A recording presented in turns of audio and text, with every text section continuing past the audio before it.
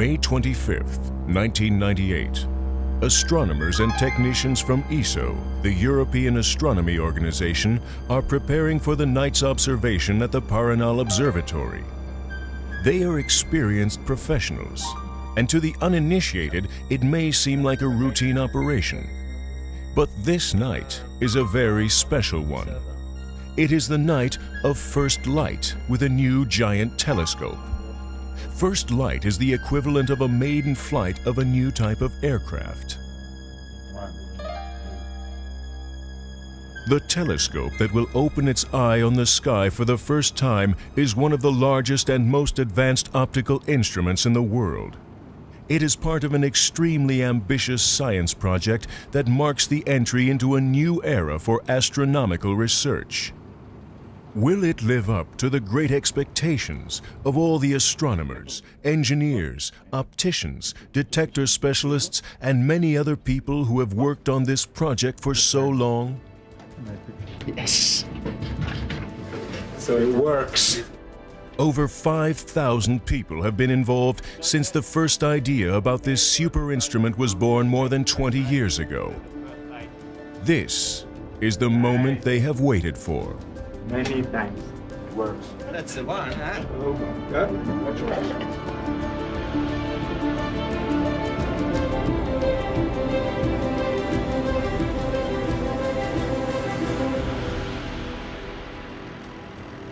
The ESO Very Large Telescope, or for short, the VLT, is the prime representative of a new generation of extraordinarily powerful telescopes based on novel technological concepts and new materials.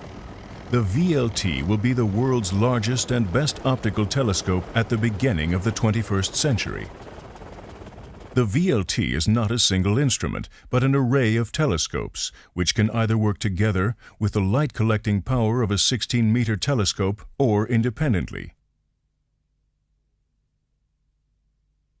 Each of the giant mirrors is only 18 centimeters thick. They are flexible and thus require a computer-controlled support system. The core of the VLT consists of four 8.2-meter so-called unit telescopes. Each of them has several foci, where the faint light from celestial objects will be captured by different auxiliary instruments. However, the most powerful mode of operation is when the light from all of the telescopes is combined coherently. When they work together in this way, the telescopes form a giant interferometer that allows astronomers to study celestial objects in unprecedented detail. With the addition of movable 1.8-meter telescopes mounted on tracks, the performance of the entire array will be even further improved, as the baseline, meaning the distance between the individual elements, can be increased to as much as 200 meters. This configuration, known as the VLT interferometer, will produce images of unprecedented sharpness. It will, in principle, be possible to see astronauts on the surface of the Moon.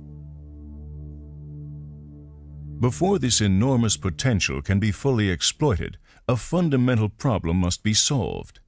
As light from a star passes through the terrestrial atmosphere, it is influenced by turbulence, pockets of air moving quickly up or down. We can see this effect as the twinkling of the stars. In the telescope's focal plane, it produces an irregular motion of the stellar image, as seen in this computer animation. This severely degrades the sharpness of the recorded image of the star during long exposures.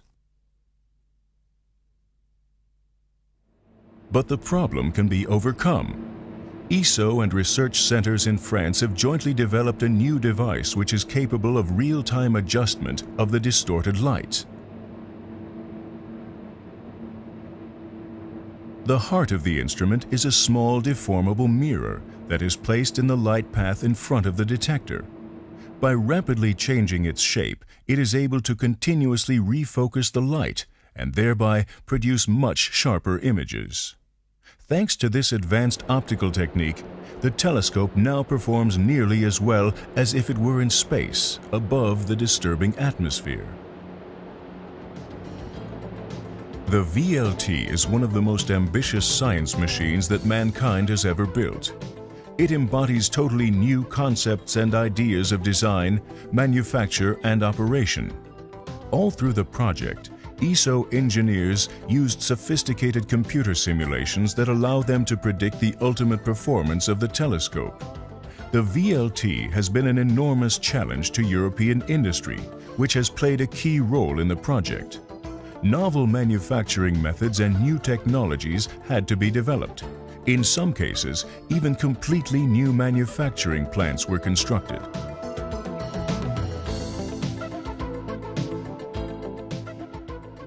The VLT primary mirrors are monoliths, single pieces of glass.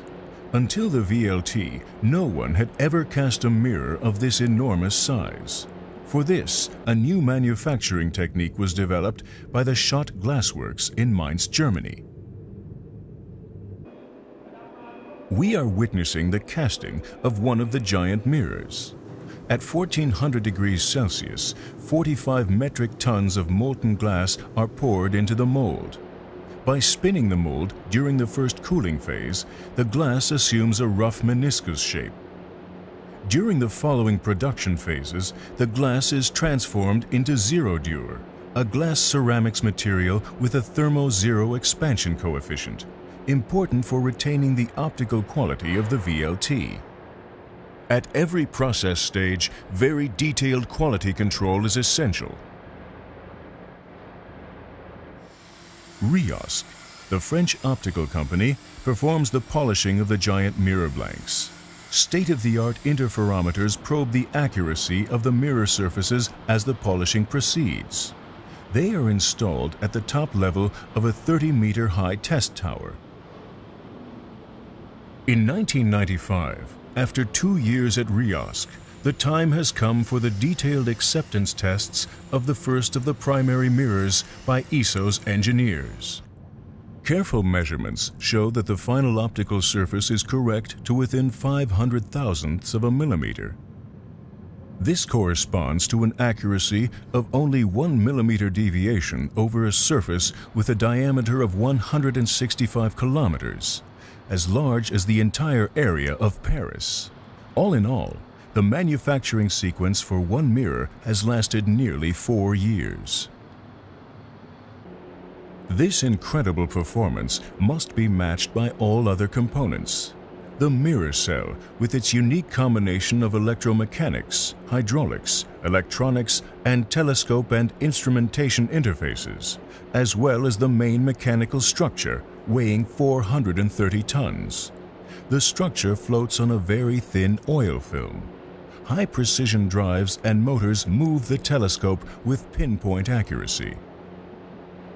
To build a telescope like the VLT is an extreme challenge to the engineers. They must combine heavy and bulky structures with ultra-high precision. Specialist companies from all over Europe participate in this great venture.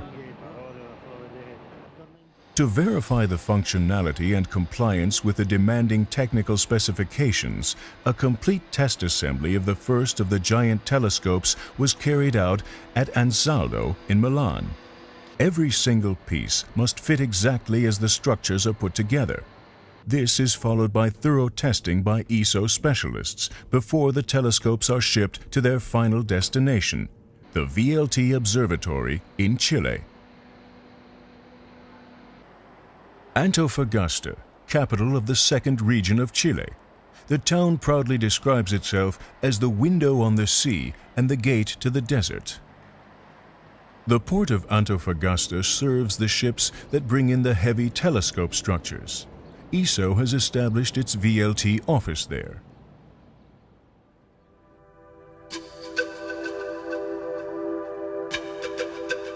Behind this bustling town lies the vast expanse of the Atacama Desert, one of the most arid places on the surface of this planet. Here, nature has created a remarkable climate. Despite its inhospitable appearance, it is one of the sites best suited for an astronomical observatory. The cold Humboldt Ocean current running along the Pacific coastline of Chile and the impressive Andes Range to the east create protective barriers against clouds. The land in between is exceedingly dry and provides up to 350 cloudless nights a year. The view from an aircraft flying along the Pacific coast shows the dramatic change in climate between the humid coastline and the desert region. Specialists from ESO surveyed this area for a decade in order to locate the best possible site for the VLT.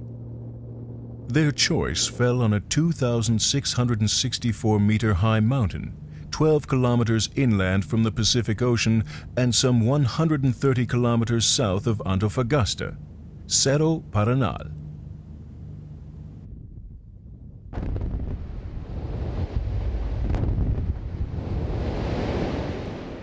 To start with, 28 meters, or 350,000 cubic meters of rock had to be removed from the mountaintop in order to create a sufficiently large platform for the VLT. For years, this has been a busy building site, the workplace for hundreds of construction workers and engineers. Specialists of many trades and professions had to work hard before the scientists could train their new super telescope on the sky for the first time. December 1997, MS Tarpon Santiago approaches the port of Antofagasta. In its hold, the first 8.2-meter mirror for the VLT.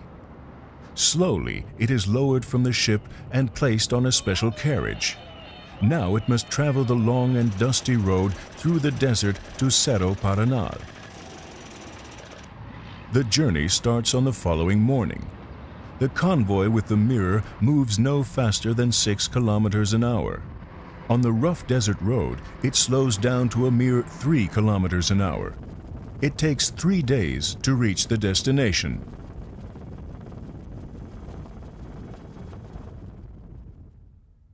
Detailed measurements and careful visual inspection confirm that the precious but fragile piece has arrived in good shape. 4 months later, in April 1998, at the Mirror Maintenance Building, the mirror is mounted in its supporting structure. This mirror cell is itself a technological masterpiece. It contains the sophisticated system of computer-controlled active support elements for the mirror. Weighing only 10 tons, it holds the 22-ton primary mirror in the perfect position and also carries heavy auxiliary instrumentation. As the mirror, with its cell, is attached to the telescope, the time has come for the critical alignment of the entire optical system. The exciting moment of first light is approaching when the first astronomical objects will be observed with the VLT. The countdown has begun. But even the best telescope is useless without perfect instruments. National research institutes from all over Europe work with ESO to develop the first generation of advanced instruments for the VLT. Some of the best scientists and engineers of the continent do their utmost to ensure that the VLT will be equipped with cameras and spectrographs of outstanding performance.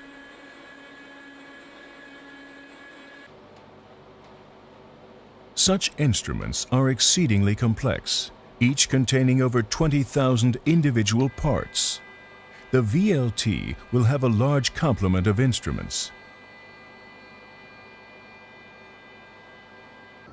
The first of the 4 large telescopes will begin regular science operations with 2 instruments, FORS and ISAC.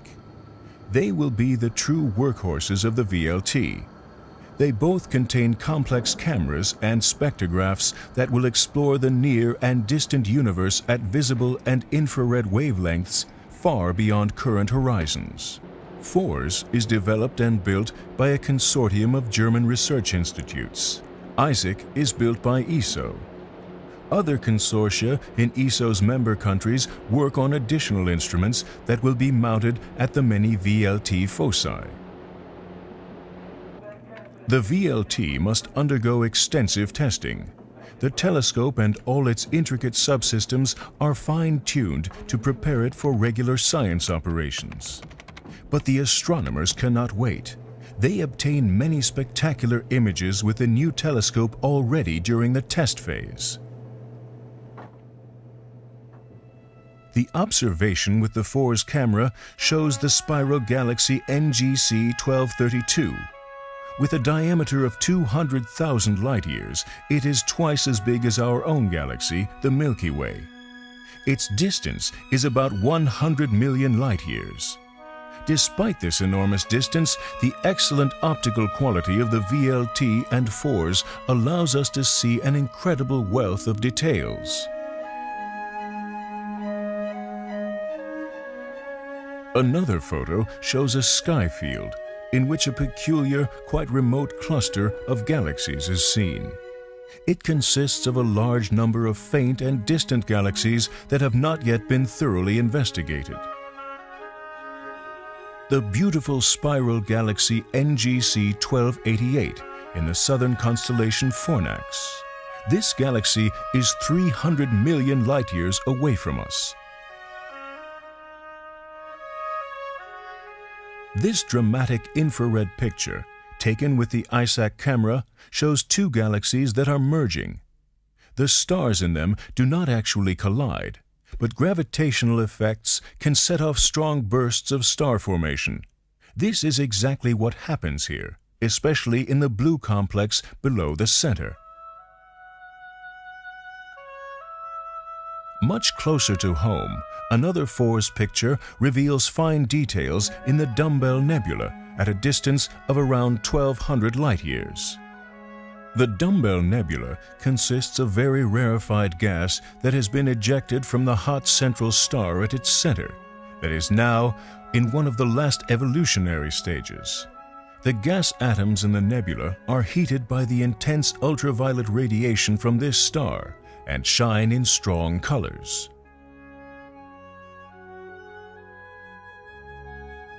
This is an ISAC image of the star-forming area RCW38. At a distance of about 5,000 light-years, the stars which have recently formed in a cloud of gas and dust are still deeply embedded in this dusty cloud. The cloud is so dense that if it were in front of the Sun, it would hide the Sun completely from view. Not even the largest telescope on Earth would then be able to see our central star. But infrared radiation gets through, and ISAC can easily see the stars of RCW38. Further out in space, ISAC has observed some strange-looking arcs in the sky. They are caused by gravitational lensing, a kind of mirage that was predicted by Einstein. In reality, these arcs are the heavily distorted images of faraway galaxies, whose light has been bent by a massive object located between the galaxies and us. Heavy galaxies in clusters of galaxies cause this effect. Gravitational lenses amplify light. Acting like natural telescopes, they let us look into the most distant corners of the universe. From the farthest depths of space, the border of the observable universe, to the hidden birthplaces of stars and planets in our home galaxy, the VLT is now opening wonderful new perspectives for scientists. What will we see? Which surprises await the inquisitive eyes of the giant VLT? For centuries, mankind has wanted to know what was beyond the current horizon. The VLT is beginning to lift the curtain and let us glimpse into the unknown. We are on the verge of a new age of discoveries.